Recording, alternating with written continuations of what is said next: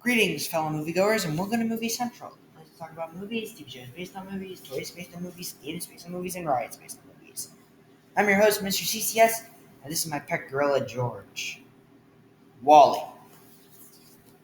Last week, we looked at the emotional 2008 film, Wally, and seeing as how that movie was a huge success, Pixar figured making another emotional movie would be the best route, so they set to work on a story about a man who never lost love.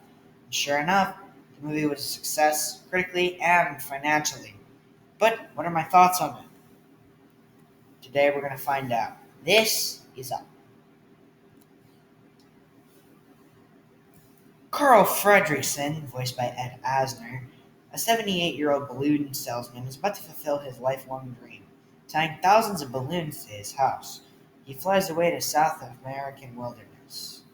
But, curmudgeonly, Carl's worst nightmare comes true when he discovers a little boy named Russell, voiced by Jordan Nagai, is a stowaway aboard the balloon-powered house. While this plot sounds very stupid, you really need to watch the movie to get the feeling of emotion that the critics claim this movie has. And believe me when I say this movie has a whole bunch of emotion. But other than the story, are there other things that make this movie one of the strongest in the emotional Pixar library? Well, yes, as a matter of fact. The characters are fantastic. Carl Fredrickson is not like any other Pixar protagonist, as he's portrayed as an actual human being. He lives a normal life with his wife, she dies, and he tries to keep her memory alive by doing what she wanted to do all the time they were together, going to the place known as Paradise Falls, keeping his house as her memory, before realizing that she lives within something better, the adventures they had together when she lived. Next we have Russell, and I'm just gonna say it, the dude's adorable. I mean, despite being a kid, he very much always wants to make you go, "Aww." Same thing goes for Doug and Kevin. They're just so adorable. Then we have our villains. Be aware that there are lots of them, so I'll name the secondary antagonist before the primary one. For the secondary antagonists, we have Alpha, Beta, and Gamma. We'll start with Beta and Gamma. These two are basically Horace and Jasper from 101 Dalmatians, the dim-witted idiots who serve the big, short-tempered boss Alpha.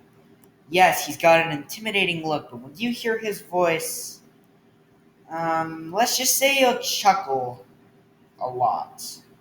Now it's time for me to talk about the primary antagonist, Charles Muns, an adventurer who promised to find a rumored monster found somewhere in South America, who revealed to be Kevin later. Later, he became a very old and bitter monster, stopping anyone else who supposedly gets in his way. And again, he's one of the few Disney Twist villains that actually works. And his comeuppance when he finally falls to his death into the ocean is just so satisfying. Christopher Plummer really did deserve the props he got for voicing this great character. Alright, let's talk about the animation.